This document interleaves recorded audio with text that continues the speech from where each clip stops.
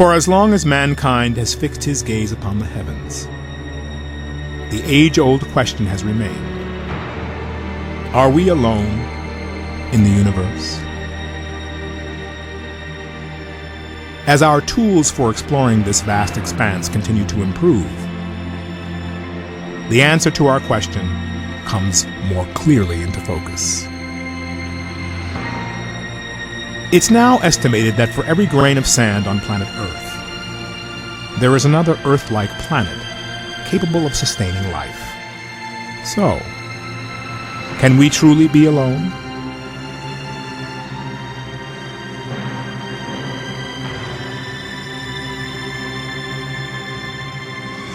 I'm going to introduce a man who says there are more things between heaven and hell than any of us have accepted. And I have the witnesses and the documents to prove it. Ladies and gentlemen, Dr. Stephen Greer.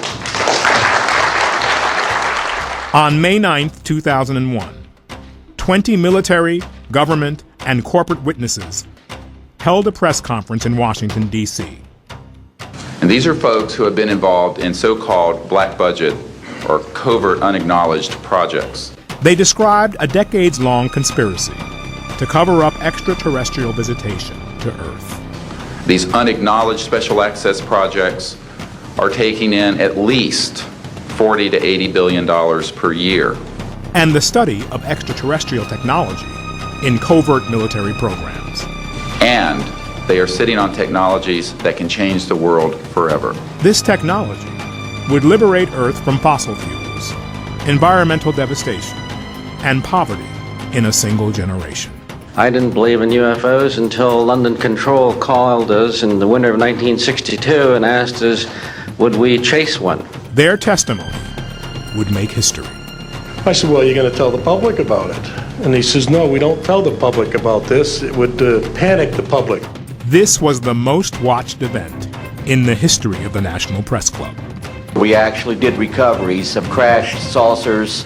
There were bodies that were involved with some of these crashes, also some were alive. It marks the beginning of the global disclosure movement. These discs were hovering off the floor without any visible means of support. They were referred to as alien reproduction vehicles. 15 years later, Dr. Stephen Greer opened his archives of documents and interviews. This information was refused to the President of the United States by the Director of Central Intelligence, George Bush Sr. They reveal the true story of the secrecy and of disclosure. There is no evidence, I wish to emphasize, that these life forms from elsewhere are hostile towards us. But there is a great deal of evidence that they are concerned with our hostility.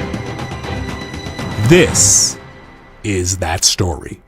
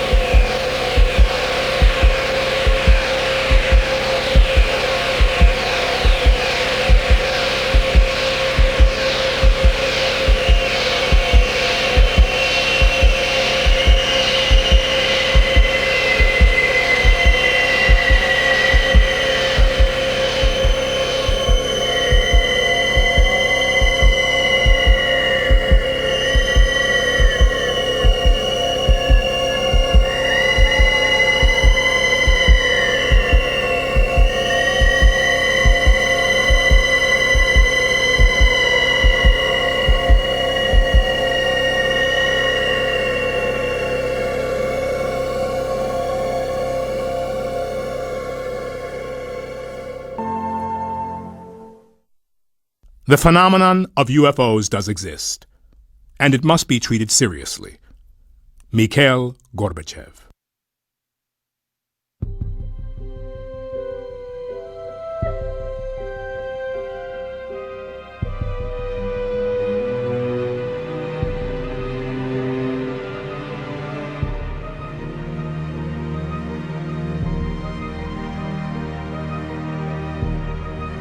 One of my biggest disappointments over the last 25 years is those who lack the courage of their convictions.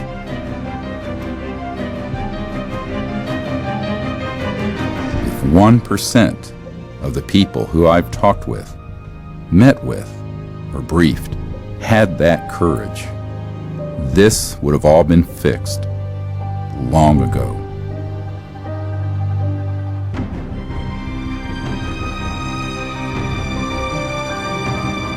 I have always told them,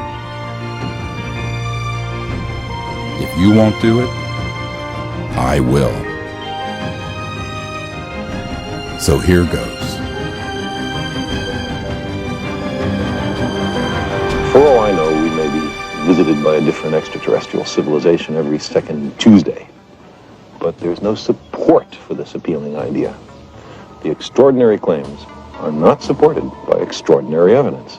It's always asked, where's the evidence or where's the beef on the UFO issue? In fact, we have so much evidence that Dr. J. Allen Hynek, who was in charge of Project Blue Book for the Air Force, stated that it's an embarrassment of riches. We have so much. I'm Richard Doty. I was assigned as a special agent with the Air Force Office of Special Investigations at Kirtland Air Force Base. I was a counterintelligence officer at the base. During my time there, my first few months there, I was briefed into a special access program involving the U.S. government's investigation and contacts with extraterrestrial, the visitation of these extraterrestrials to Earth. I can assure you that flying saucers, given that they exist, are not constructed by any power on Earth. President Harry S. Truman. And it started out with a crash at Roswell. Headline edition, July 8, 1947. The Army Air Forces has announced that a flying disc has been found and is now in the possession of the Army. Army officers say the missile, found sometime last week, has been inspected at Roswell, New Mexico, and sent to Wright Field, Ohio, for further inspection. Roswell's almost become a joke because there's so much myth and narrative around it. But if you look at the Guy Hotel document, it was a field agent sent to J. Edgar Hoover. 3 so-called flying saucers had been recovered in New Mexico. Each one was occupied by 3 bodies of human shape, but only 3 feet tall. It's become the #1 document viewed on the FBI website after we released this. Now the craft was more or less an oval egg-shaped craft. It wasn't saucer-shaped. That particular craft, there were some problems with, #1, getting it on the flatbed to take it up to Area 51. The interior craft was, it didn't have any actual levers or flight control systems that we would identify as a flight control system. But they eventually, I think, over some time, figured it out. And it was done all by hands. The creatures would put their hands on controls, and they'd have this headset on, and this headset would somehow control or help them control the aircraft. Well, they did discuss the fact that there were bodies. Extraterrestrial bodies, yes. The creatures were about 4 foot. Some of the creatures were mangled, were heavily injured, and their bodies were torn apart. There were 4 aliens aboard that thing, and those aliens went to Los Alamos. And we were told that the extraterrestrial went to Kirtland Field, Kirtland Air Force Base, and then on to Los Alamos. 2 pathologists said there wasn't anything in the anatomy books, there wasn't anything in what our medical schools. They had never seen anything like this. First I thought it was a child, because it was small. Then I looked at this head and all. The head was different, the arms were spindly, the body was gray. But the creatures were approximately 4 foot. They didn't appear to have any ears. They only had 2 orifices. They didn't have earlobes, they had 2 ear canals. They had an indentation for the nose, very, very big eyes. The large eyes. The fingers had no thumbs, just four fingers. Suction devices on their tips of their fingers. You know, the 4 fragile fingers and the long arm, real short joint. Almost looked like they were nude, but they actually had a very thin but tight-fitting suit on. One was alive, partially alive at the time that this happened. It died in I believe it was 1952. But the bodies of the extraterrestrials that were found at the scene were in a deep freeze, placed in a deep freeze, and sent to Wright Pat Field in Dayton, Ohio. One of the briefing officers that was taking us around and talking about what was going on, they said there had been over 100 crashes in that Four Corners area. I just saw it out of the crack. Holy shit! After Roswell, there was a flurry of ET activity across the globe. Dr. Greer spent 8 years trying to persuade members of Congress and other high-level government officials in the intelligence community to disclose what was happening, but to no avail. So in 2001, he formed the Disclosure Project. What you're about to see is first-hand witness testimony of events over the past 50 years. Many are telling their stories for the first time. This is only the tip of the iceberg, as hundreds more have given us their testimony, but are too fearful to go on camera, for fear of repercussions for themselves and for their families. I feel that the Air Force has not been giving out all the available information on these unidentified flying objects. You cannot disregard so many unimpeachable sources. Honorable John McCormick, Speaker of the House. I'm one of those what you would call the high government officials in the FAA. I was the division chief. I was only 3 or 4 down from the admiral. The way it started is Japanese airline 747 was coming from the northwest going across the Alaskan territory. So his radar is picking up a target. He sees this target with his eye, and the target, the way he described it, was a huge ball with lights running around it, 4 times as big as a 747. The Japanese pilot would say he's now at 11 o'clock, he's now at 1 o'clock, he's now at 3 o'clock. When he would say that, the military guy would cut in and say he's now at 2 o'clock or 3 o'clock, and he would confirm the position. He said this is the first time they ever had 30 minutes of radar data on a UFO, and they're all itching to get their hands into the data. And if they come out and told the American public that they ran into a UFO out there, it would cause panic across the country, so therefore you can't talk about it. And they're taking all this data. And I had the pilot's report that came through, and I had the FAA's first report that was all downstairs on my table. They didn't ask for that, so I didn't give it to them.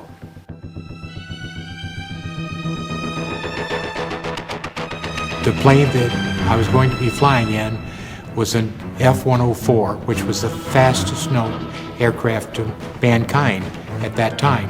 So we're flying down the Rhine River, we're up at high altitude, and about that time, I spot a bogey at about 10 o'clock over here. I don't recognize the craft. I said, "Bogey, 10 o'clock." And the captain looked over there and said, "Well, let's find out." So he kicked it into afterburner, and we went after that, and it disappeared just like that. He says, "Please, whatever you do, do not say anything about this encounter. It will get me in much trouble." So that was my first introduction to cover-up.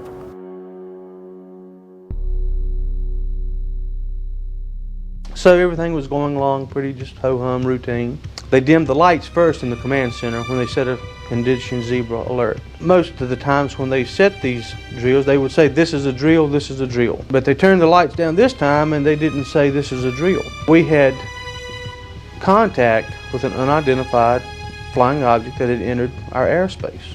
We had it on radar for almost an hour. The order was given by Admiral Train to try and get this object forced down out of the sky, if at all possible, by whatever means possible. What was really driving him nuts was this thing absolutely had complete control of the situation and could just be wherever it wanted to be just in a matter of seconds. 1 minute off the coast of Maine, the next minute it's in Norfolk, headed south towards Florida. And after we found out it wasn't the Russians, they didn't care who it was or where it was from. They wanted it and wanted it bad. At various times I loaded and unloaded nuclear weapons, and I was considered sane, so to speak, and able to handle nuclear weapons. But apparently UFOs are, well, I know that they're well above even nuclear weapons in secrecy.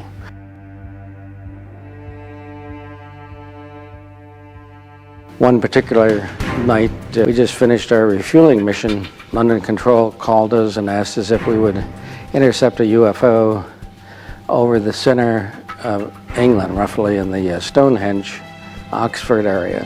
We're up at 33,000 feet, and the UFO was down at about 1,000 feet. We dove on it. Eventually we got up to close to it, and we could see what looked like a cruise ship out at sea with all the lights and everything. Got about a mile from it, and it went up into space.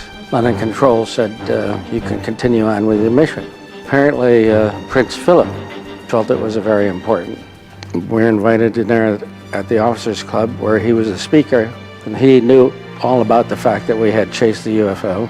He kind of made me a believer in a sense. I had seen him personally, of course, before that, but when someone of his stature indicates that they're real and probably from another planet, it's very convincing. I believe that these ET vehicles and their crews are visiting this planet from other planets, which obviously are a little more technically advanced than we are here on Earth. Astronaut Gordon Cooper. We should go boldly where man has not gone before. Fly by the comets, visit asteroids, visit the moon of Mars. There's a monolith there, a very unusual structure on this little potato-shaped object that goes around Mars once in 7 hours.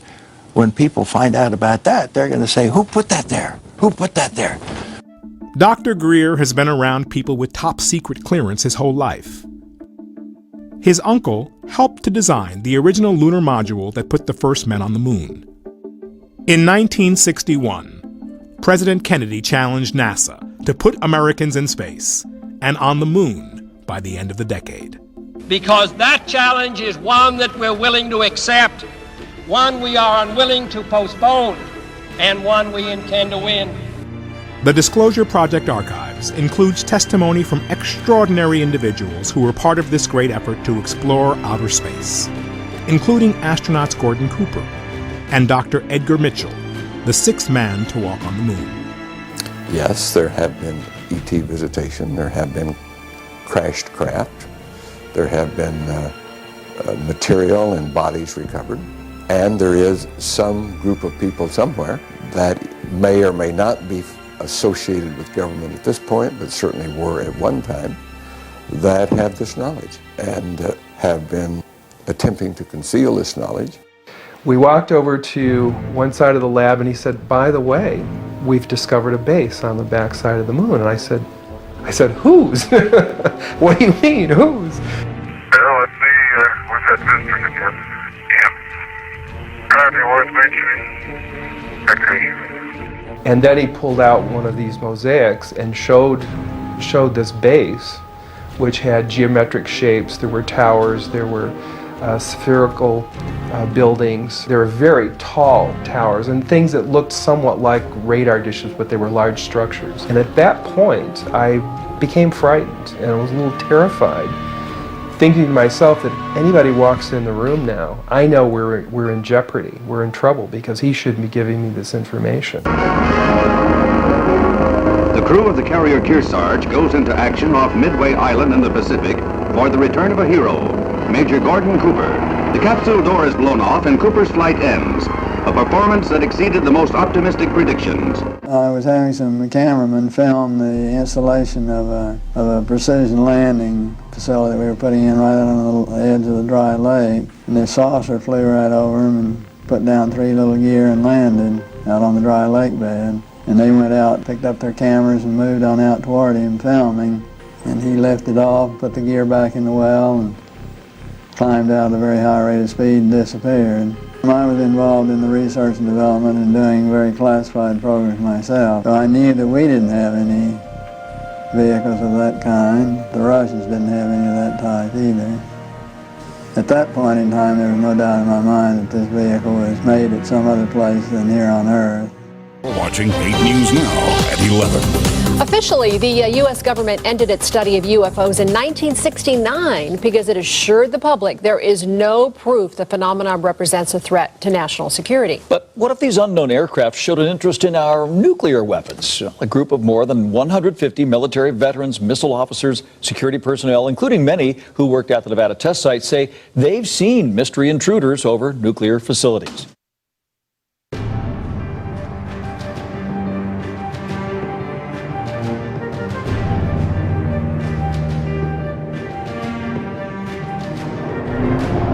In advancing this concept, Vandenberg Air Force Base, California, has become the first aerospace operations center of the Air Force. They actually photographed the UFO following the missile as it climbed into space and shining a beam on it, which neutralized the missile. It flew into the frame like this, and it shot a beam of light at the warhead, which is represented by my thumb here. So this thing fires a beam of light at the warhead, hits it, and then this thing flies up like this, fires another beam of light, goes around like this, fires another beam of light, goes down like this, fires another beam of light, and then flies out the way it came in. And the warhead tumbles out of space. Now when the lights came on, Major Mansman turned around and looked at me and said, "Were you guys screwing around up there?" And I said, "No, sir." And he said, "What was that?" And I said, "It looks to me like we got a UFO." The idea of any explosion in space by any Earth government was not acceptable to the extraterrestrials, and that has been demonstrated over and over. How is that demonstrated? By the destruction of any nuclear weapons sent into space.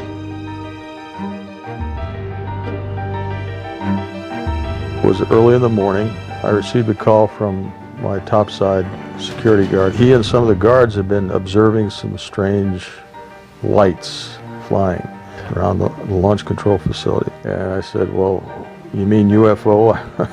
I think I used that word. He didn't know what they were, but they were lights. They were flying around. I just kind of shook my head and just said, "Well, call me if anything more important than that happens." He calls back, and this time he's very frightened. I can tell by the tone of his voice, he's very shook up, and said, "Sir, there's a glowing red object hovering right outside the front gate." And as I was relating this to him, our missiles started shutting down one by one.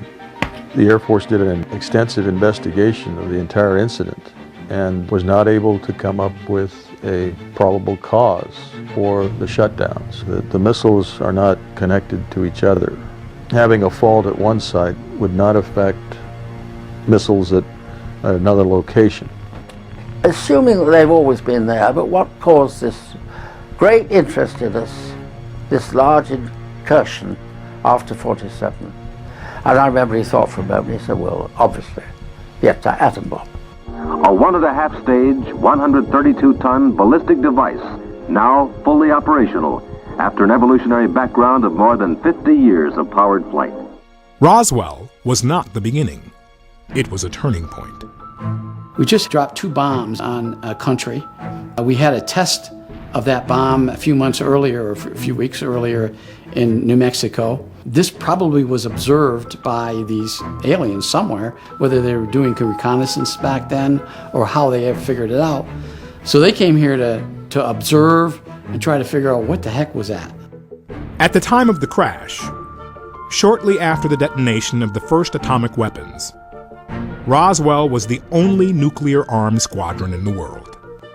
If you accept the multidimensional theory, it's highly likely that we've done a hell of a lot of damage. In somebody else's world, they might have even done more damage there than we did here. The underlying theme that connects most of the Disclosure Project case files is the fact that these close encounters tend to occur near our nuclear facilities, suggesting that these visitors are deeply concerned with our hostility and the existential threat that we pose to ourselves and others. once we learned to split the atom.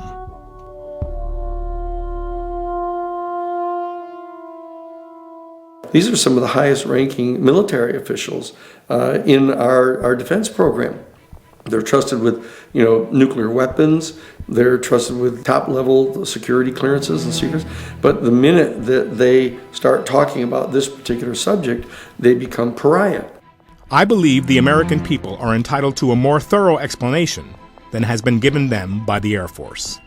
I think we owe it to the people to establish credibility regarding UFOs and to produce the greatest possible enlightenment of the subject. Former President Gerald Ford. I am prepared to state that I have been at locations where craft of unknown origin that did not originate on the face of this planet was there. I am prepared to state that while I was there, we saw living, dead bodies of entities that were not born on this planet. I am prepared to state that we had what they referred to as interfacing with those entities. Never is there any compelling physical evidence. The question is, who are people like Carl Sagan, and before him, Professor Donald Menzel? It turns out that Sagan, in his early career, actually spoke and wrote about UFOs in a way that was affirmative, that it was legitimate. After he was threatened by the intelligence community and blackmailed, he then began to debunk the issue. Skepticism is very healthy, and I'm a big skeptic about more than 90% of the information out there on the subject, which the public needs to be skeptical. However, skepticism is not just blindly denying everything that's legitimate. For example, we have 3,500 cases where extraterrestrial vehicles have landed and left physical traces. We have 4,000 cases where they have been tracked on radar and seen by pilots. We have an enormous amount of photo and video evidence and physical evidence. And in our last project, brought out an actual body that is most likely not of human origin. So the question becomes, what is the metric for the evidence? Well, the evidence is actually overwhelming. There's more evidence for UFOs than there are for black holes, most of the theories in astrophysics, most of the evidence for most of the medicines you take. I'm speaking now as a trauma doctor. And yet, we have this blockage in the mainstream media and scientific establishment saying, where is the evidence? What do we know? We know now we live in an ever-expanding universe. We know that there are billions of stars and planets literally out there, and the universe is getting bigger.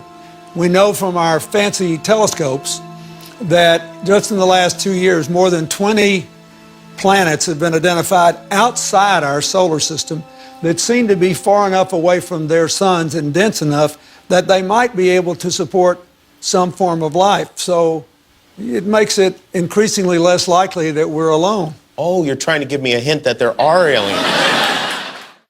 Of course, flying saucers are real, and they are interplanetary.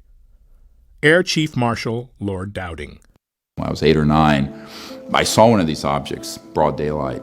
There was a beautiful, seamless disc in a blue sky, back when the skies were very blue. And I was with some boys in the neighborhood, and we saw this, and I went, oh my God, they're real, we saw a UFO. Now my parents said, oh well, you're just a kid. But I became completely absorbed in this. So my interest in this goes back to my childhood. The Disclosure Project was an accident of history. In 1990, I formed the Center for the Study of Extraterrestrial Intelligence to form a diplomatic corps to make peaceful contact with these civilizations. Because once you conclude that they're real and they're of interstellar origin, the next question is, what are we going to do about it? And so I concluded what we should be doing about it is not militarizing the relationship, but having sort of a citizens' diplomacy effort, much like the Physicians for Social Responsibility, who were going to the Soviet Union to create a dialogue during the coldest days of the Cold War. There was no one at the United Nations or State Department or any foreign ministry dealing with it. So we started a set of protocols to make contact. And sure enough, we had some spectacular successes. Holy damn hot shit. Dog. Thank you. This got kicked up to the intelligence community. So by 1992, I was getting visits from the head of Army Intelligence, people inside the National Security Agency, and other three-lettered agencies. My intention was never to get involved with trying to disclose this issue. My interest was in this whole concept of making contact for peaceful purposes to advance our civilization from a planetary civilization to an interplanetary civilization. That was really the heart of my sincere interest. But along that way, and eventually a man who was friends with the director of the CIA by the time Clinton became president, who said that you're going to be the first person to brief the director of Central Intelligence and the Clinton administration on this, because they have made inquiries and they have been lied to, which I did not believe. I mean, he was that blunt about it. This is really where I then went down the rabbit hole.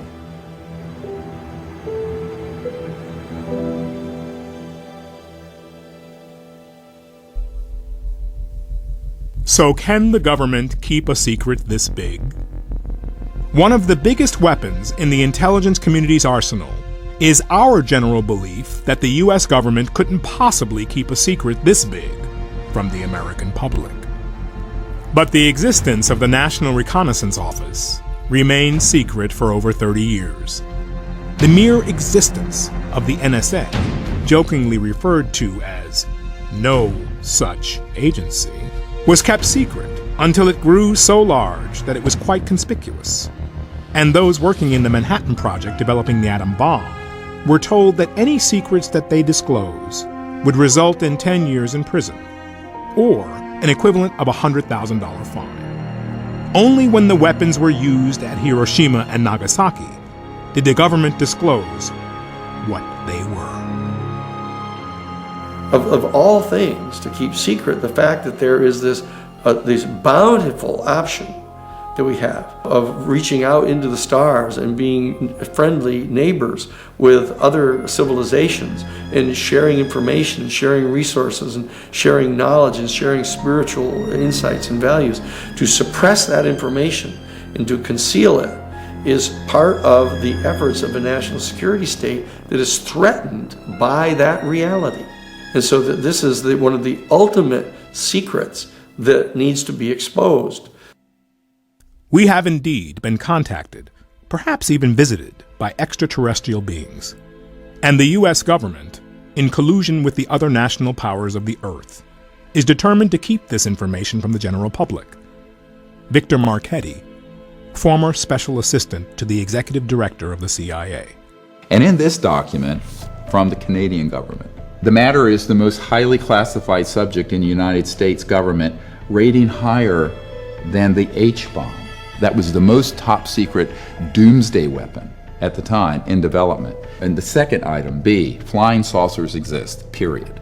C, their modus operandi is unknown, but concentrated effort is being made by a small group headed by Dr. Vannevar Bush.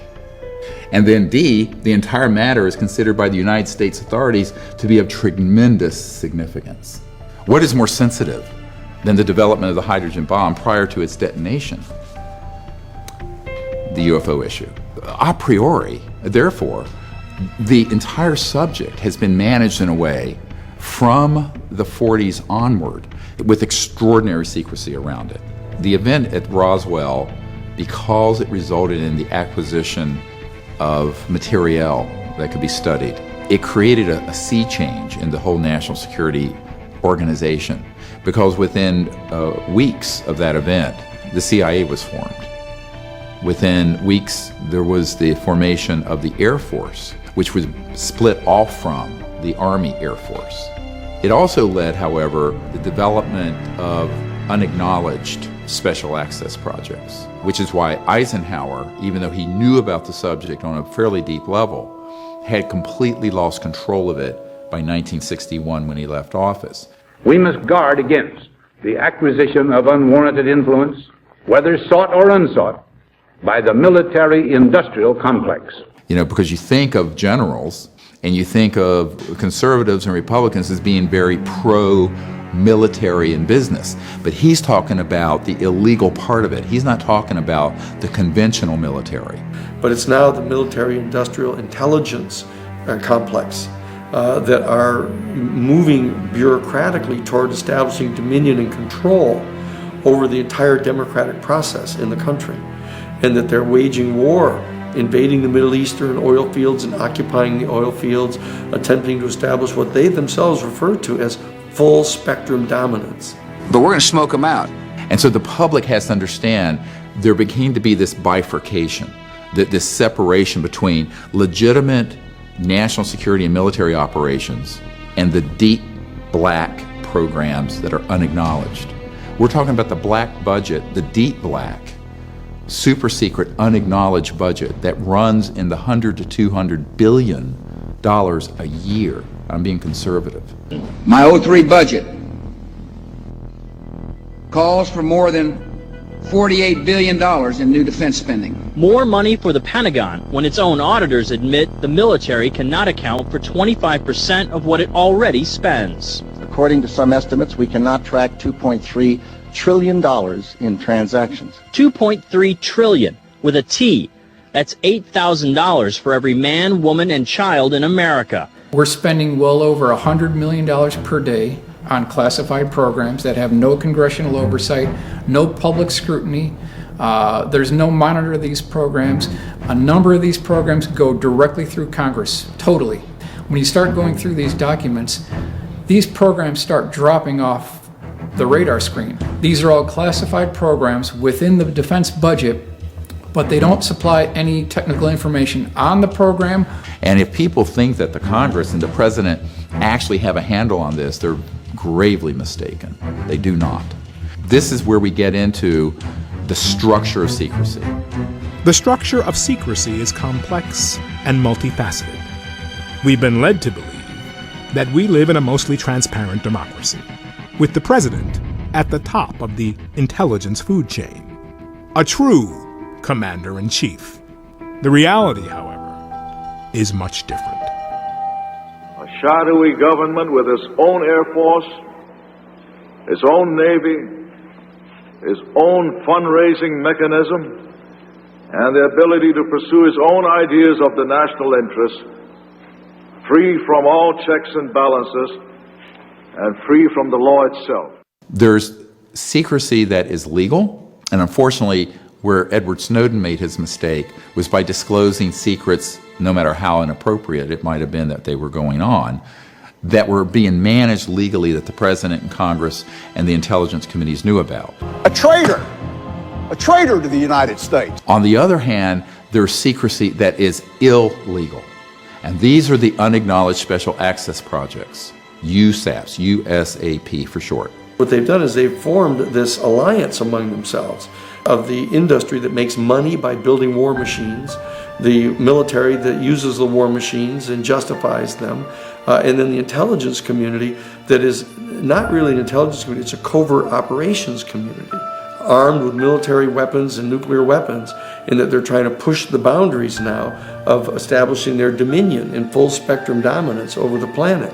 And in this document, first document that's on the briefing for President Obama's brief we put together that we gave to John Podesta, this document lists the compartmented operations out of the Nellis facility, what the public wrongly calls Area 51. I gave this document to the head of intelligence for the Joint Chiefs of Staff, Admiral Tom Wilson. Now this is J2. This is the guy who puts the intelligence briefings together for the Joint Chiefs of Staff of the United States of America.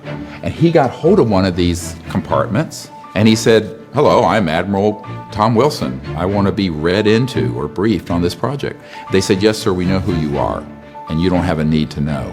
You don't have a need to know. The head of intelligence for the Joint Chiefs of Staff.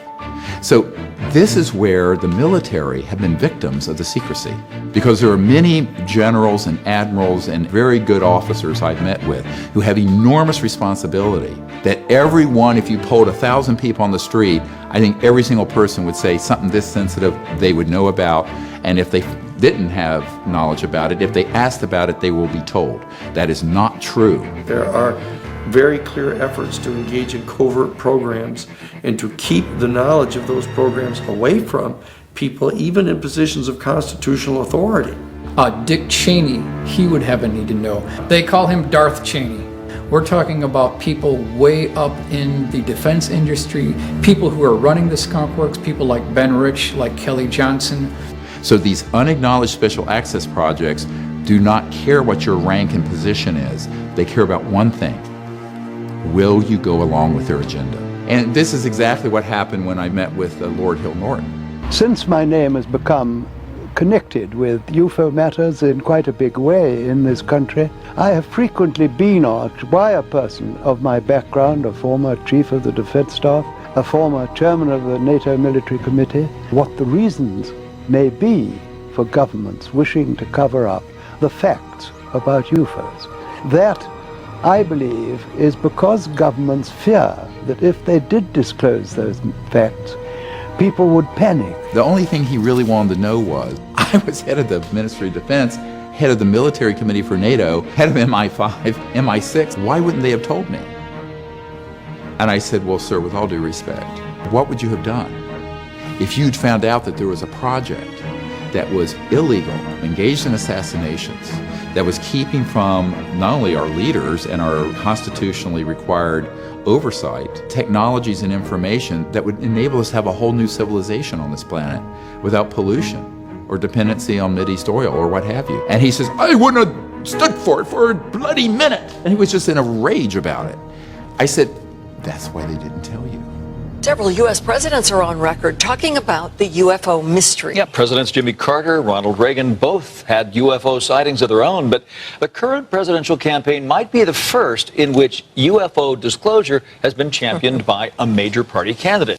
When we had your husband, President Clinton, on this show, he said, I asked him about UFOs in Area 51, and if he looked in, because if I was president, that's the first thing I do. I go right into those files and see what was going on. Right. And he said that he did do that. Yes. And that he didn't find anything.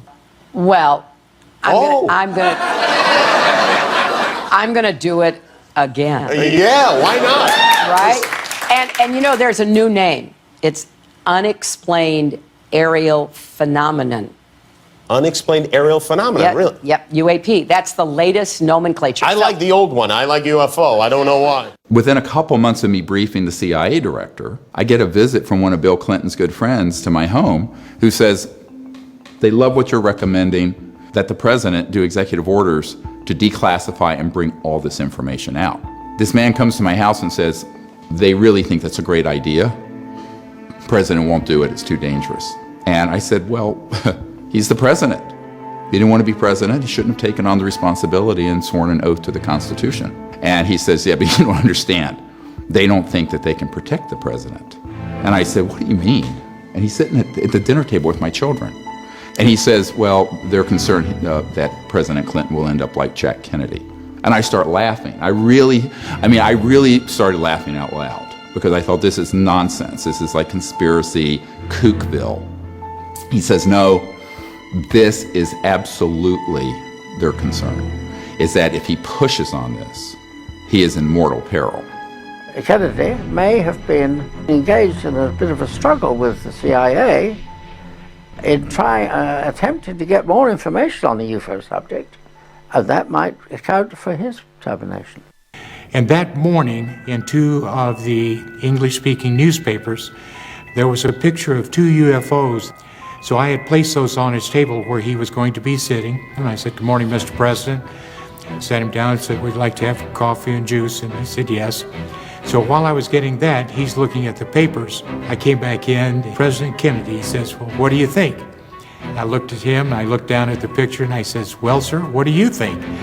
And with that magnificent grin of his, he said, I asked you first. I said, from what I've learned, we can't be the only living beings in God's creation.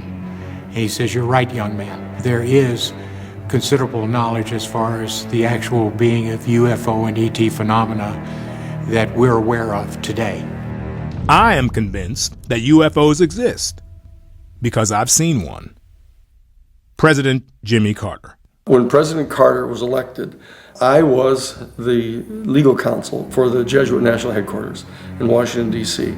He called the director of the Central Intelligence Agency, George H.W. Bush, to a meeting and asked Bush if, as the director of Central Intelligence, would give to Carter, as the president-elect, all the information he had on the potential existence of extraterrestrial life and the issue of whether or not any of the UFO vehicles might be vehicles from another star system. And George H.W. Bush refused to give him the information. said he'd have to go to Congress and get Congress to have the Congressional Research Service at the Library of Congress declassify it, to get it to him if he was going to get it. That's a true story. In some of these cases, absolutely, the president has no need to know because he's a temporary employee. He's strictly a temporary employee. He does not have a need to know on some of these deeper black programs within the Skunk Works, within the Boeing Phantom Works, and also within the Black Widow Group of Northrop. Congressional Research Service of the Library of Congress, their Science and Technology Division, based on all the information classified and declassified that they have reviewed, their projection was that there were at least from 2 to 6 other highly intelligent, highly technologically developed, but non-human civilizations just in our Milky Way galaxy. There was deep concern that something this important would be kept out of the briefings for the president. My sort of coming of age, which was hard, anyway, it's hard talking about this. I'm trying to say, I was a young doctor, asked to do something like this. Sorry. I'm a doctor in an ER, taking care of shootings and stabbings and car wrecks. And I'm being asked to brief the CIA director on stuff because he and the president are being lied to? What? You know, are you... I said, are you fucking crazy? It was terrible. Frankly, it was devastating. Initially, I have to admit, the CIA director, I thought, to be honest with you, that he was sort of picking my brain to find out what I knew, as opposed to really not knowing. By the time the 3-hour meeting was over, it was quite clear that the emperor had no clothes. He later denied the meeting had happened for a briefing. This is a wonderful thing. Now, people say, how could he write this letter basically saying that this meeting and what I said about it was a distortion of the truth? I said, because he didn't realize there was a record beforehand. And thank God, I saved the document that is the original invitation. And in that letter, it is explicit. I talked to Woolsey this morning, and he suggested getting together. There is an active attempt being made at lower levels of government to sabotage Project Starlight, which is the initiative I started and Lawrence Rockefeller helped fund to bring all these top secret people together and recommend these changes to the Clinton administration. And then he says, this group almost certainly has tapped your phones and is aware of most of the details of your plans. Remember, the most powerful people in the world will have a deep, compelling interest in our activities and will use everything at their disposal to effect their objective. I thought, oh, come on. This is like a bad, conspiracy novel, except this became my life. I think I just became the first president to ever publicly mention Area 51. How's that, George? Based upon what Jimmy Carter has said and based upon what Bill Clinton has said, that they were refused this information. I believe that is unconstitutional for them to refuse to give the information to the President of the United States. Many of the Disclosure Project witnesses have had a close encounter with another facet of the structure of secrecy. People who did not agree with this extraordinary secrecy and made trouble for them ended up having horrific things happen. He was talking about being erased. And I said, man, what do you mean erased? He said, yes. He said, you will be erased. If you tell anyone who is not in this room about this project, this bullet has your name on it and it will find you.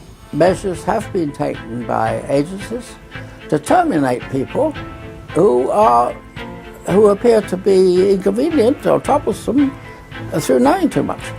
I've had a hell of a time after I've told this story, but I continue to tell the story because I think it's important for people to understand that this sort of shit goes on in the government.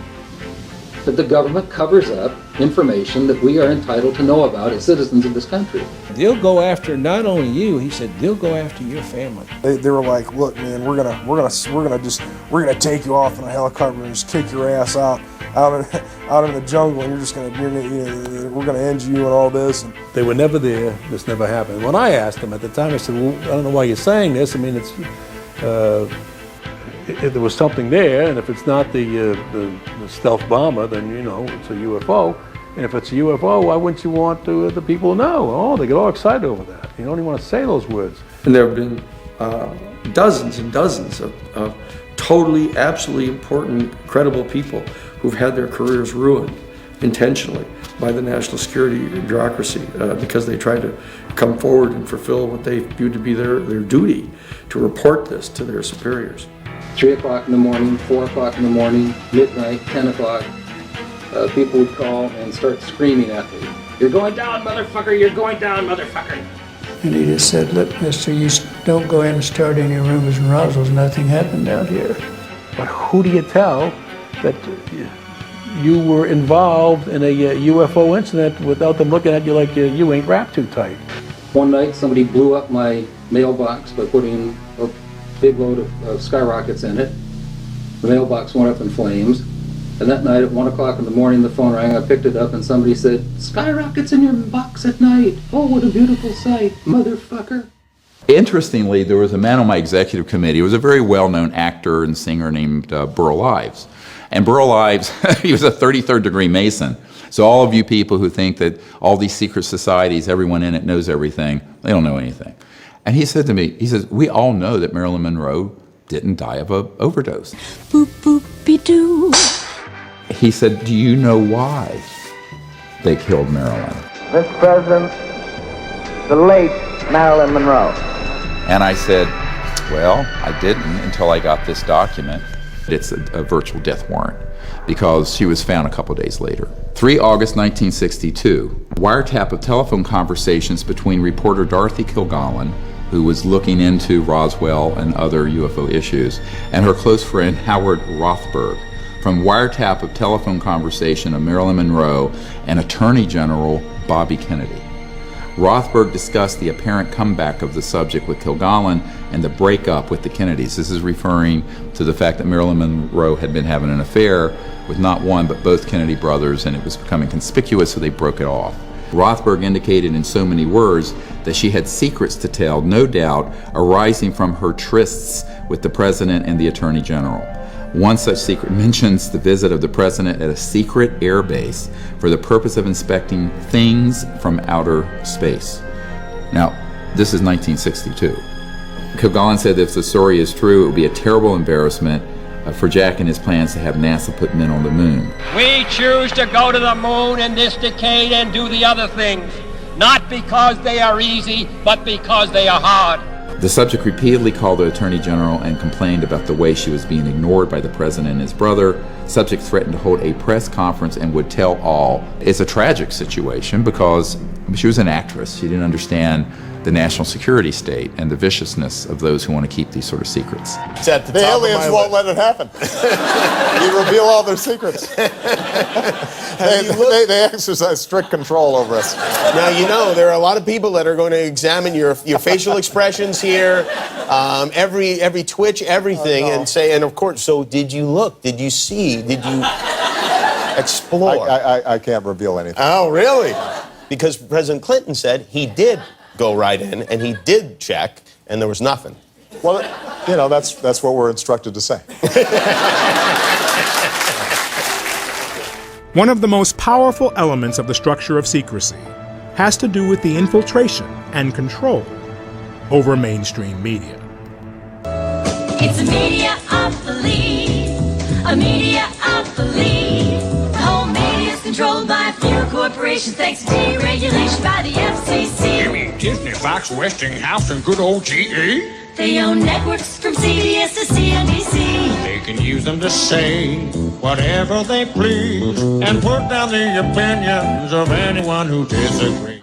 We've observed firsthand the intelligence community influencing the media when they're trying to cover this story. We have memoranda after memoranda after memoranda citing the psychological warfare and propaganda value of the subject. This is a very important thing for the public to understand. How do you keep something secret? You hide it in plain sight. And I suspect that unless the Defense Department proves us otherwise, that it was probably some form of an alien spacecraft. And I think as a public figure you have to be very careful about what you say, because people can have pretty emotional reactions, and I said my goal wasn't to try to stir the pot. And now I'll ask Officer Stein and his colleagues to escort the accused into the room so that we may all look upon the guilty party. Don't get him too close to me, please. In the alien costume, the governor's chief of staff. Now, this just goes to show that you guys are entirely too serious. So it's there. Everyone, I mean, there's 5% of the U.S. population have seen these objects. But you create an environment where the subject is so pilloried and ridiculed that no respectable scientist or doctor would want to be identified with it. Internal documents from the Defense Department and intelligence agencies explicitly stating that they want to have this campaign of ridiculing and destroying the credibility of completely credible, completely honest eyewitnesses to UFO sightings, and even sightings of extraterrestrial beings on the ground, that they want them discredited. They want their credibility destroyed. If someone comes out and says, I saw a UFO on TV, the only ones that see a UFO in the TV programs are the rednecks out in the country that are going coon hunting or alligator hunting at night. You don't find anybody with any kind of smarts or some professional individual saying, hey, last night, let me tell you what I saw. And this officially was released by the CIA, talking about how they have people embedded in all the major media to change, alter, and affect stories to their benefit. You are fake news. So every news agency, every television, radio station in the Albuquerque, Santa Fe area had our snitches in there. So we knew, and we paid them. We paid them good money. One of the reasons you get the people is you pay them, and that was controversial. That was somewhat controversial. Do you know of national media that have had? Oh, yes. Yeah, I'm not going to name them. We now have relationship with reporters from every underlined major wire service, newspaper, news weekly, and television network in the nation. In many instances, we have persuaded reporters to postpone, change, hold, or even scrap stories that could have adversely affected national security interests or jeopardized our sources and methods. And it goes on to then say that they have the same within academic circles. There's a finding that the Pike Committee made that they had verified 42 full-time Central Intelligence Agency paid employees that were inserted inside the major national news media centers. And most of them ended up being the so-called national security reporters. The man turned to me, and this is a board member of Time Life, and said, Dr. Greer, we basically are scribes taking dictation from the right hand of the king. The fourth estate is dead. I know reporters for Time magazine who've told me specifically that they've provided the stories and their editors have spiked them. Yeah, the high-level producers and directors, yeah. And how were they paid so that it wasn't? Cash. Yeah, you pay. What you do is you make them sign a form and you tell them, you got to report this to IRS. But whether they do it or not, you're not going to give your form to IRS. I paid. I better not say. Some of them are large. If you, Ms. McLean, know of any proof about aliens, you can give it to me, and I guarantee you I will get it out. But I am skeptical. Based upon my experience representing NBC and representing the New York Times, I know that they will refuse to publish information, which in my judgment is clearly important information for the public to know. The corruption of the media means that you have then undermined democracy and our basic constitutional protections. Because if you control the information flow, through the elite media, and the only place you can get this information is through the tabloids, where they want it, because it's discredited there, or on the internet, where there's so much false information that's mixed in with the real information that you don't know what to make of it. There creates this complete confusion. When you go to a supermarket checkout and you look at the tabloids, what you may be reading there are actual stories of actual events, but when it's portrayed through the tabloids, it gets discredited. And they're ridiculed and their careers are destroyed pursuant to a very specific self-conscious official program. Now this has worked for 50 years. Why would they change it now? This is the technique they've used. It is time for the truth to be brought out. Behind the scenes, high-ranking Air Force officers are soberly concerned about the UFOs. But through official secrecy and ridicule, many citizens are led to believe the unknown flying objects are nonsense. I urge immediate congressional action to reduce the dangers from secrecy about unidentified flying objects. CIA Director, Vice Admiral Roscoe Hillenkoetter. And so we're sort of living in a Truman Show here. Everyone thinks we have a free press. We don't. We have a democratic process where all these sort of sensitive issues will be handled legally. We do not. And that we have an uncorrupted scientific establishment, which we do not, and which we will prove. The structure of secrecy extends to the scientific and academic arenas, where a deliberate effort to spread disinformation has been going on for decades. From professional debunkers to CIA-funded committees, our trusted academics and scientists have been complicit in the secrecy. A lot of people see something, and a lot of people see things that are really they can't identify, but that doesn't mean it's quite a leap. I believe that people report seeing things they cannot identify, but after spending 25 years, I've found not a shred of evidence that we have alien visitors in our skies. Look, this would be the greatest discovery in the history of science. NASA would be elated. Of course, they'd go to Congress to get more funding. Why would anybody cover this up? Let's do this other little thought experiment, everybody. Are you going to do this with baking soda and vinegar, Bill?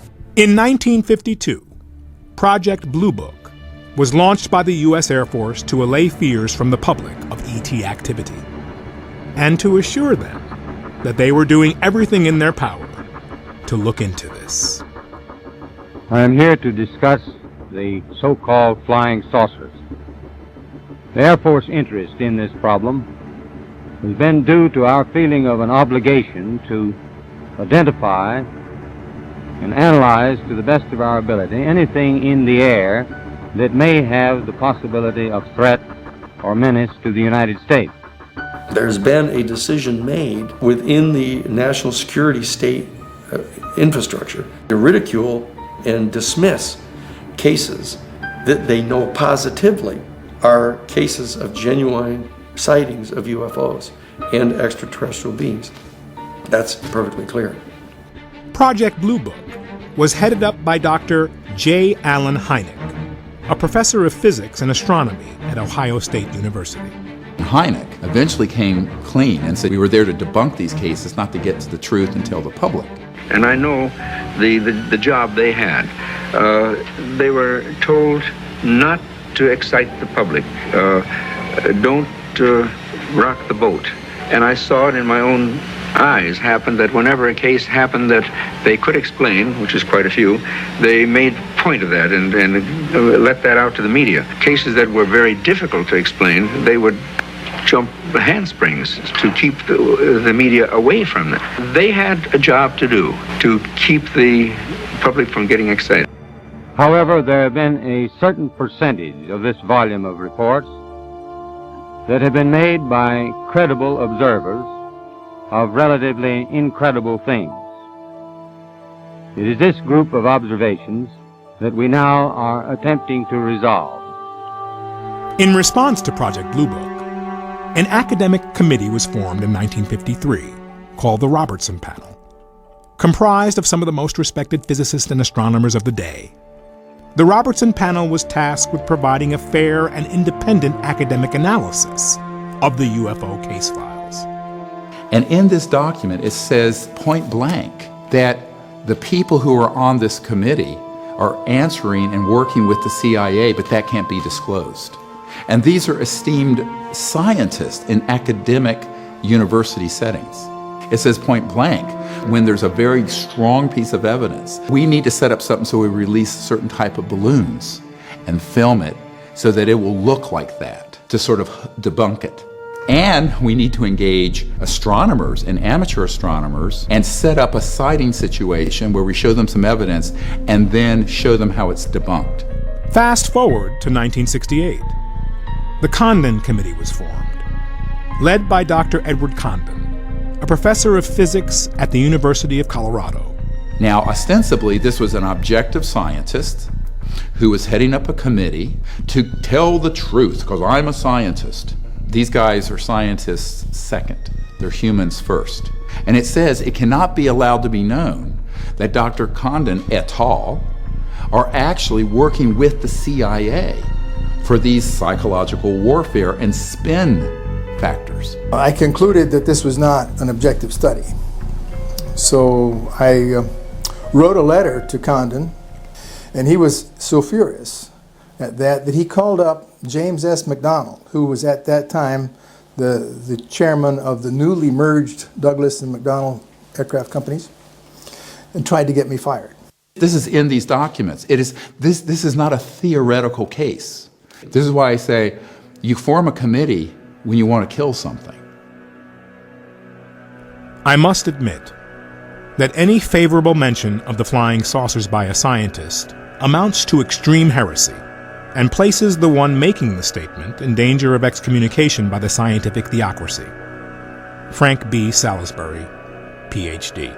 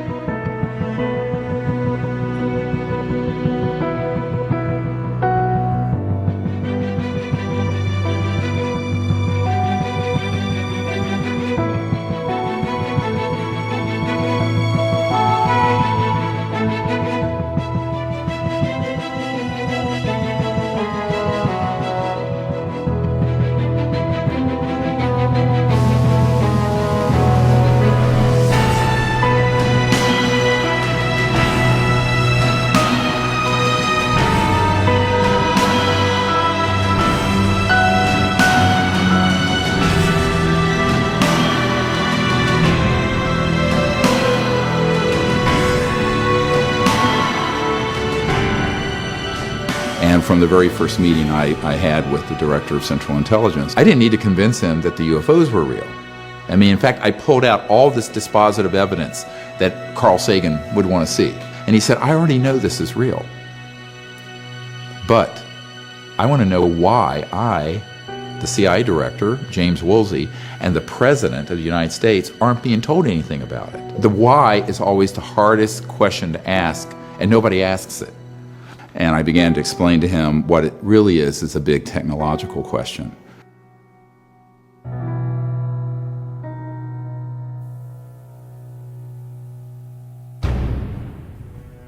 We have lost 100 years of evolution on planet Earth.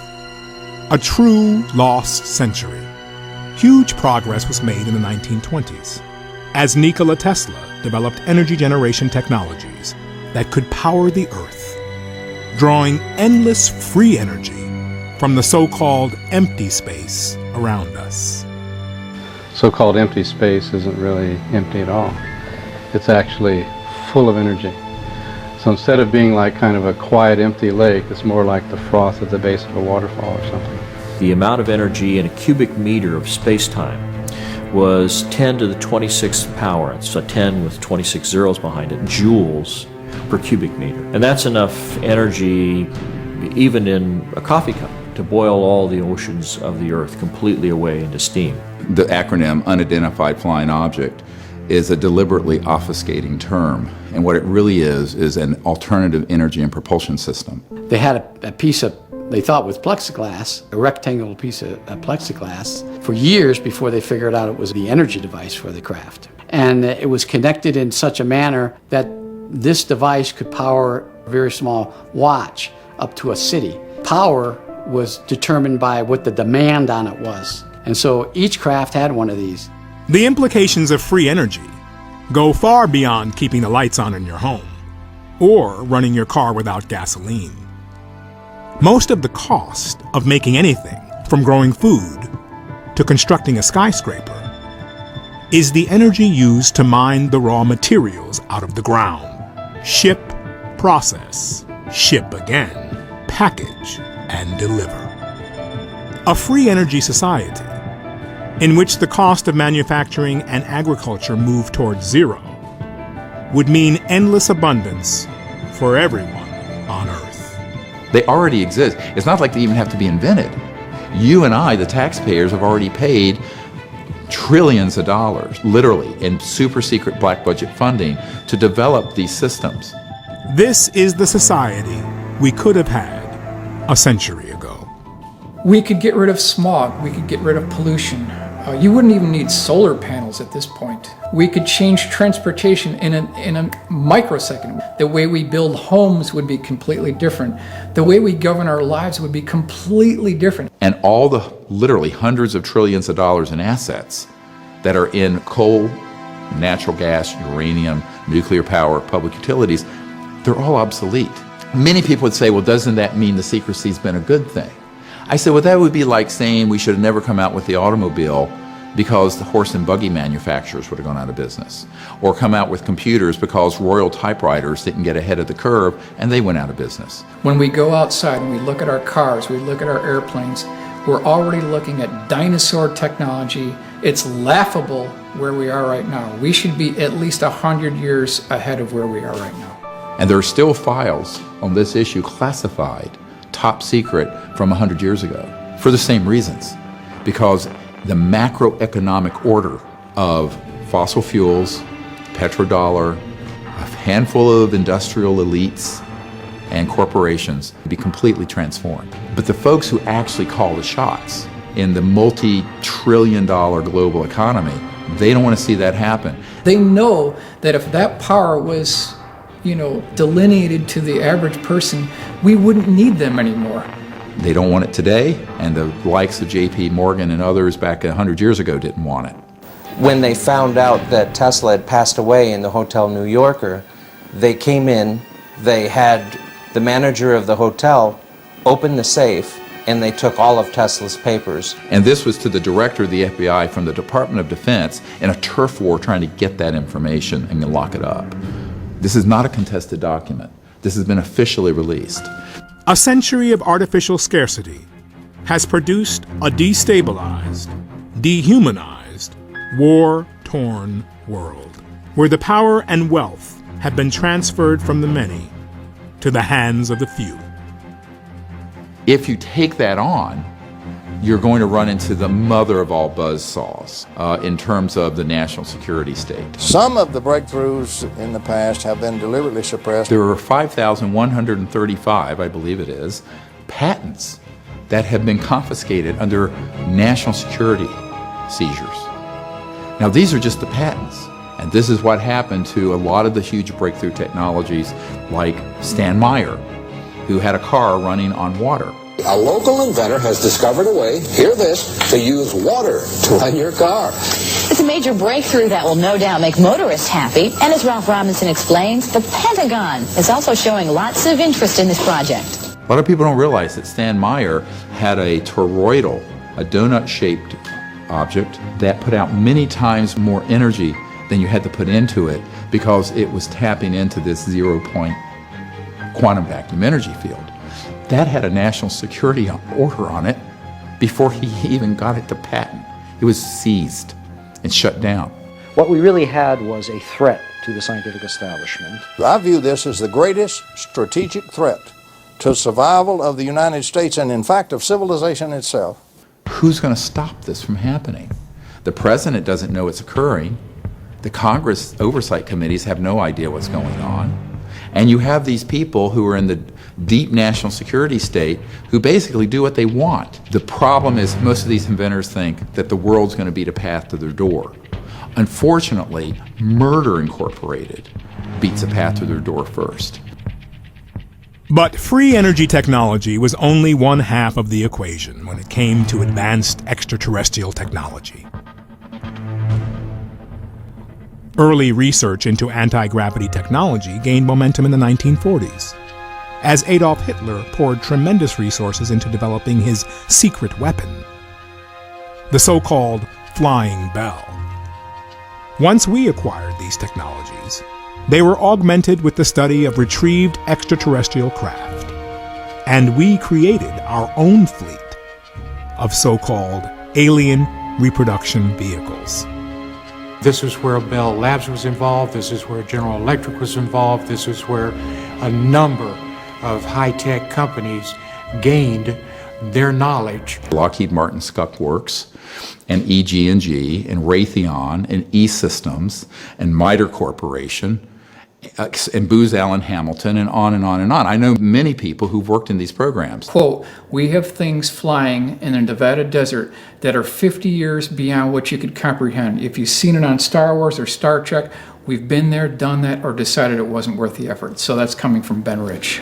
Ben Rich headed the Skunk Works between 1975 and 1991. This is the original letter from Ben Rich on Lockheed Advanced Aeronautics Company letterhead. I am a believer, and so is Kelly Johnson. And here it says, Dear Ben, there are two categories. A, man-made UFOs. B, extraterrestrial UFOs. Dear John, yes, I'm a believer in both categories. I feel everything is possible. Many of our man-made UFOs were unfunded opportunities. In both categories, there are lots of kooks and charlatans. Be cautious, Ben Rich. We now have the technology to take ET home.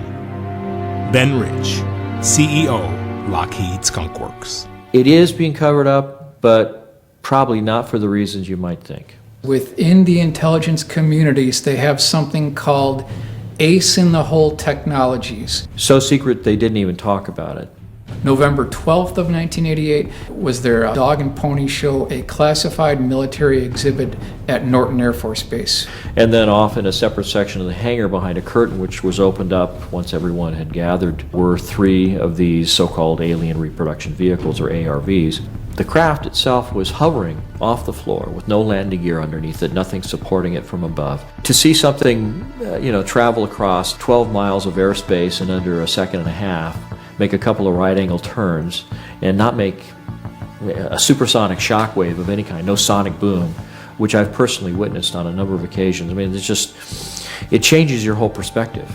There were some very good folks, like Secretary Forrestal, and others who wanted to bring the subject out, but in a way where there would be contact that would be peaceful between humans and these civilizations.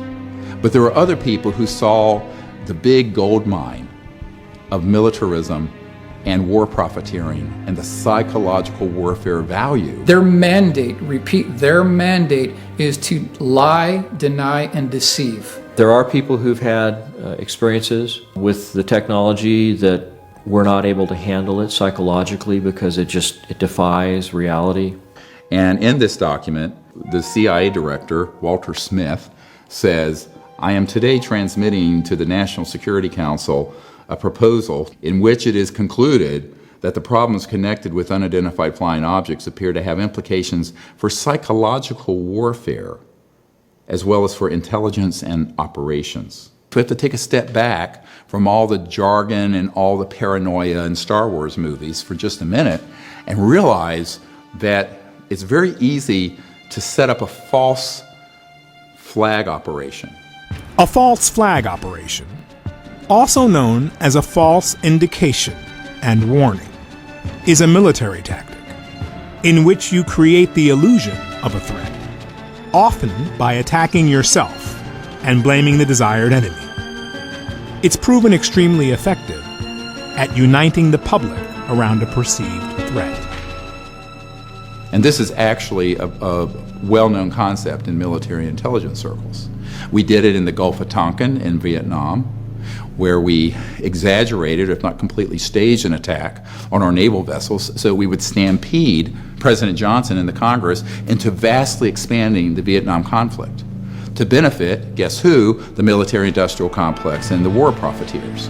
U.S. military officials, for example, have planned through a project called Operation Northwoods back in 1962 to dress up Cuban refugees in Cuban military uniforms, have them attack Guantanamo Base and kill U.S. military personnel, sink U.S. military ships, and blow up shopping centers in Miami, targeting, killing refugees from Cuba to infuriate the American population so that they can invade and occupy Cuba. It's astonishing that anybody would dare to make a recommendation like that, but they did. Then you can look at Iraq. Concocted all kinds of false information about weapons of mass destruction, which Saddam Hussein did not have, and it was known in intelligence circles he didn't have. Fracture that whole part of the world, and now we have ISIS. So we have to realize the machinations and manipulations that go on behind the scenes leave us very vulnerable. And the big one is this one, where they could say, oh yes, the UFOs are real, but guess what? They're a threat, and we need to unite the world, like Will Smith said in the original Independence Day. Something you want to add to this briefing, Captain Hiller? No, sir. I'm just a little anxious to get up there and whoop E.T.'s ass, that's all. Efforts on the part of a certain element within the kind of ruling structures of our planet to try to utilize the discovery of extraterrestrial intelligence as an ultimate threat, the ultimate other bad guys, to justify the national security state dream of locking down and putting under complete control of an authoritarian ruling class the control of the planet and the resources. The nations of the world will have to unite, for the next war will be an interplanetary war.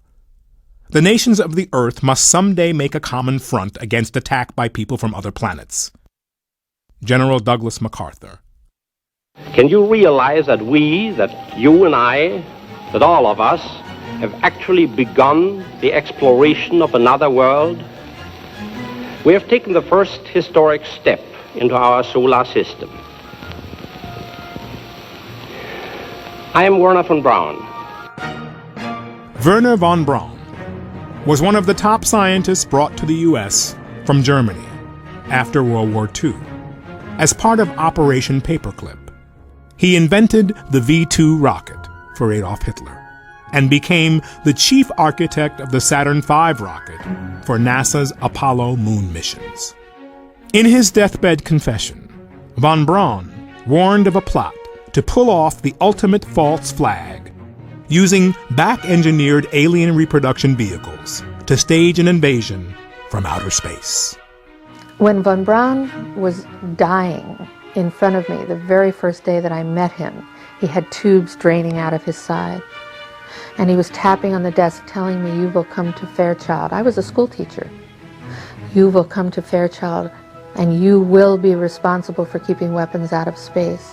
The strategy that Wernher von Braun taught me was that first the Russians were the enemy against whom we're going to build space-based weapons.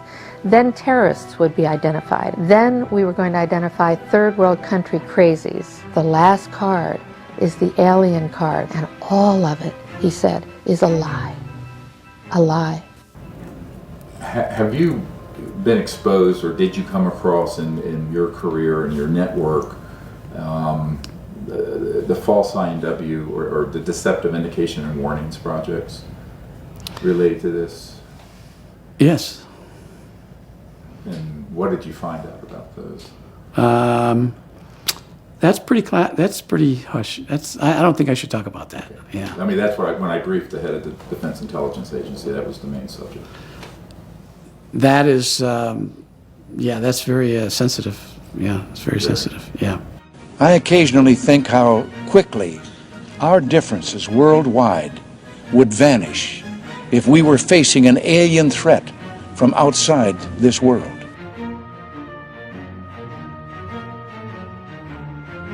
Well, the only problem with that is that if you look at the technologies that permit for interplanetary and interstellar travel, it's 1,000 times more developed than a hydrogen bomb, which if we were to have a massive exchange of nuclear weapons, would leave most of all life on Earth extinguished. Therefore, how could we possibly have armed conflict with another planetary system for more than a nanosecond and survive it? They know that we couldn't. But it's a way of manipulating the public through demagoguery of fear, jingoism, false nationalism, and creating a boogeyman out in space. Were you surprised when your daughter enlisted? Not at all. She's a born leader. I know I've been taking orders from her since she was 5 years old. So you don't worry about her? Of course I worry about her. I fought in the war in '96. I know what those things are capable of. But I know what my daughter is capable of. And I know this planet is safer because she's defending it.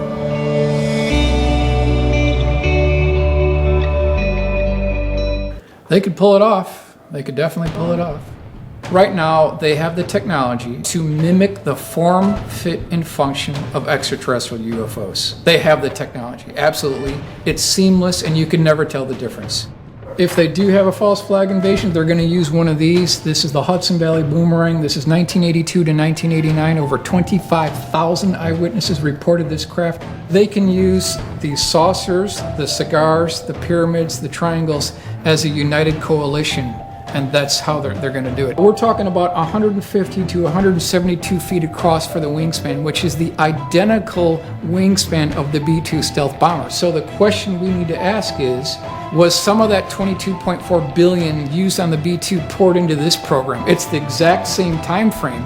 When they power up and when they accelerate, it looks like a spark off a grinding wheel, and you could never know the difference. So if they wanted to hoax an alien invasion, they could do it, and they could do it in a way that's 100% believable. They started doing all kinds of psychological warfare entrainment of the public by staging hoaxed events, such as cattle mutilations. Oh, it's a flying saucer who did that. It's a covert paramilitary program, human.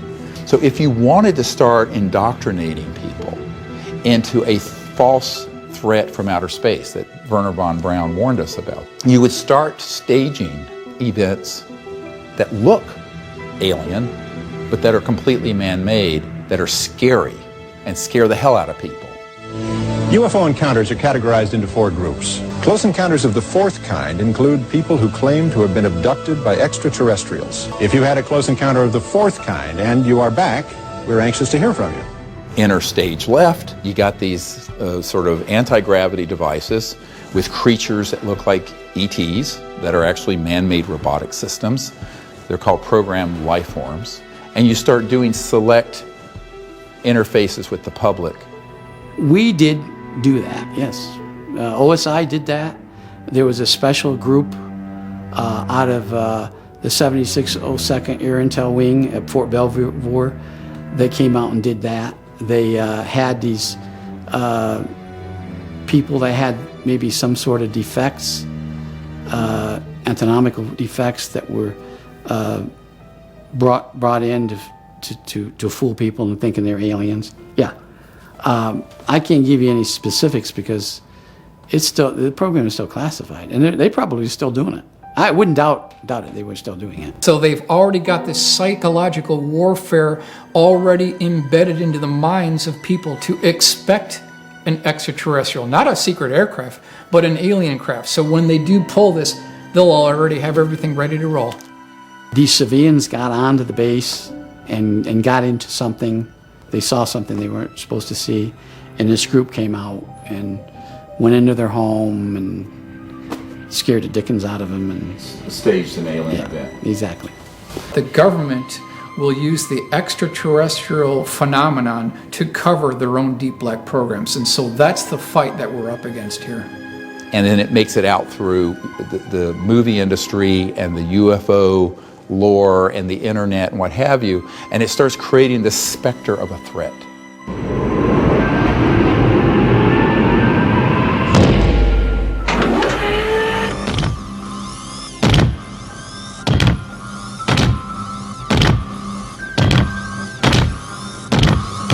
Get away from her, you bitch! Pardon me, are you from Mars? It's a moo-moo.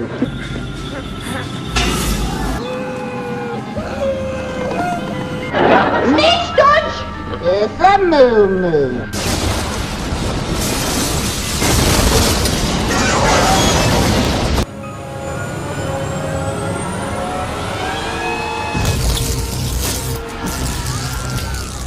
The fact that you and I are still breathing the free air of Earth is abundant testimony to their restraint and non-hostility. Now the question is, how are these civilizations viewing us? Are they perceiving human civilization as a threat? And the answer is yes. Because I believe we've reached a point where we're a threat not only to our planet and each other, but we're also developing weapon systems that are potentially a threat in space. I just hope that it's not like Independence Day. Yeah, right. That it's a conflict. Well, now we have friendly Maybe the only way to unite this incredibly divided world of ours. They're out there. We better think of how all the differences among people on Earth would seem small if we felt threatened by a space invader. That's the whole theory of independence. You're right. Everybody gets together and makes nice, and you and Bill O'Reilly would be hiding in a bunker together. The most dangerous thing going on the planet today isn't ISIS. It's not Iraq. It's not Russia. It's not China. It's a out-of-control, covert group that is not being overseen by the people, the Congress, or the president, who have developed these technologies and are recklessly using them to track and target extraterrestrial vehicles. The result of this is that we're in a crisis that is unacknowledged, ironically, because these projects are unacknowledged. What do? Do you talk to your congressman? Do you write your senator? Do you march on the White House lawn? What good is that going to do if the people who run this government don't have access to the programs? They're not cleared for it. So that's just not the direction to go. We better not get this one wrong, because this could be a threat to all life on Earth if we are reckless with this issue. We need wise elders that are humans dealing with this situation, and the sociopaths that are in control of those programs can't be allowed to speak for planet Earth and for humanity. Wresting power from the hands of these powerful oligarchs and corporations is going to require a revolution.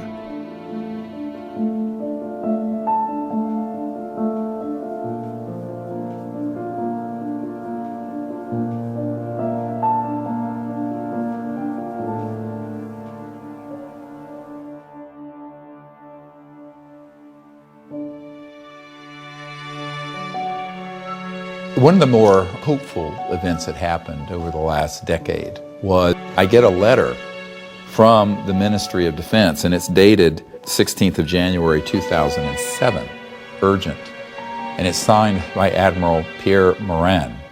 And he was in charge of providing briefings on this issue for then President of the French Republic, Sarkozy. They learned protocols to make contact with these civilizations for peaceful engagement. So here you have a major country, a nuclear power, making a commitment to do this. And we eventually go to France, and under the cover of a quasi-public event, the Admiral and his assistants are there, and we do the protocols for contact. And they track ET craft coming overhead at 200,000 kilometers an hour. But what it shows is that governments around the world can actually do a lot if they wanted to break the mold of secrecy and do something helpful. And this is the proof that that's happened with a major country. This is arguably the most important UFO document in history. The irony of it is I couldn't disclose it for quite a while until that president, Sarkozy, was out of office and these folks were not in harm's way. There was an invitation extended from the Vatican to some 40 world scientists to come to Castel Gandolfo outside of Rome, where the Pontifical Observatory is. And they spent a week briefing the highest level members of the Vatican. They came out with an official press statement. Extraterrestrial life is going to be discovered much sooner than anybody had previously expected. And for this reason, the time has now arrived for the beginning of a very serious discussion about the philosophical and theological questions that are posed to our human family by the discovery of extraterrestrial life. There are civilizations that we need to communicate with. And I think we've reached that point in our evolution as a human race that we need to recognize that. And the thing that disturbs me is that the U.S. is going to be a third world nation in that field if we're not careful, by having all of this secrecy and refusing to set up any kind of diplomatic protocols as I know that you have called for and I believe in very strongly. The biggest event in the history of humankind is the discovery that we are not alone, that there are other living entities, intelligent entities, in this universe or other universes, and that we aren't here alone. That's a huge, enormous discovery. I think it's long past time to open this up to the public. Give us information to the young people of the world in this country. They want to hear it. They want it. Give it to them. Don't hide it and tell lies and make stories. They're not stupid. They're not young men that'll panic. UFOs are as real as the planes flying over your head, and that it's time that the United States government started coming clean on what it's all about, because there are very important military and economic issues that have to be addressed. And how can you address a question which relates to a subject that people don't even won't admit exists? And it's a mission that we as the baby boomer generation pass on to you. Humanity is at a crossroads, a choice between endless war, war in space, growing poverty and environmental destruction, or a future where we explore the stars, live in peace with each other and our planetary neighbors. The technology is there. The solutions to Earth's urgent and long-term potential problems are there. The technologies will change the macroeconomic system. Because visualize for a moment, you're at your home, all your power needs are being provided from one of these zero-point or quantum vacuum energy systems. Your car is running, never has to be plugged in. You then can have agriculture and manufacturing locally that has very little cost to it. And this is not just in the US, but in places that aren't yet developed, the so-called third world or developing world. They're going to leapfrog right over the smokestack industries and go to high tech, real high tech, just like they've skipped over telephone lines and gone to smartphones. This will be a tide that will lift all ships. The world will be increasingly interconnected, and yet on the local level, be completely self-sufficient. Every village, every home. And this is something that is the biggest change economically in the history of the human race. It's a big nut to crack, but I think that if you could do that, I think that people would stop looking at each other with a certain level of hostility like we do now. I guess it's kind of corny, but it's that bright future that I see that we could all attain if just a few things could be changed. Imagine interplanetary trade, how exciting that would be. You have to adjust your cosmology, you have to adjust your whole concept of our human species being at the apex of all biological evolution in the universe. And you also have to, of course, modify your judgment that the entire universe was created just as the stage upon which the drama of the human development is unfolding. That there's a lot more going on in the universe than just that. And this is why it's time for the people to lead the whole ending of the secrecy and do the disclosure. As we, the human family, confront the reality of extraterrestrial life, it is perhaps worthwhile to reflect. Was our doubt really due to a lack of evidence? Or merely a lack of imagination?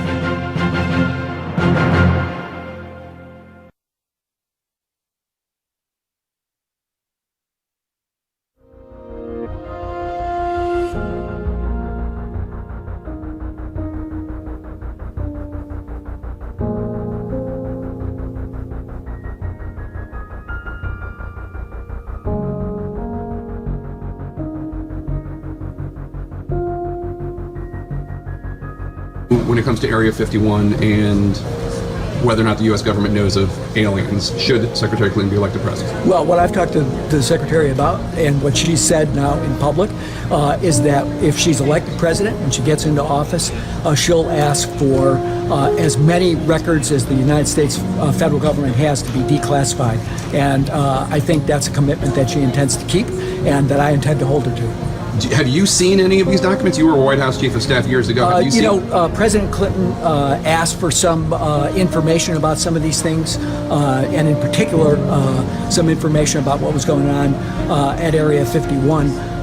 But I think that the U.S. government could do a much better job in answering the legitimate questions that people have about what's going on with unidentified aerial phenomena, and they should, the American people can handle the truth, so they should just do a thorough search. What is the truth? And open it up. Is there evidence of alien life? That's for the public to judge once they've seen all the evidence that the U.S. What do you think personally? What do I think? I think there's a lot of planets out there.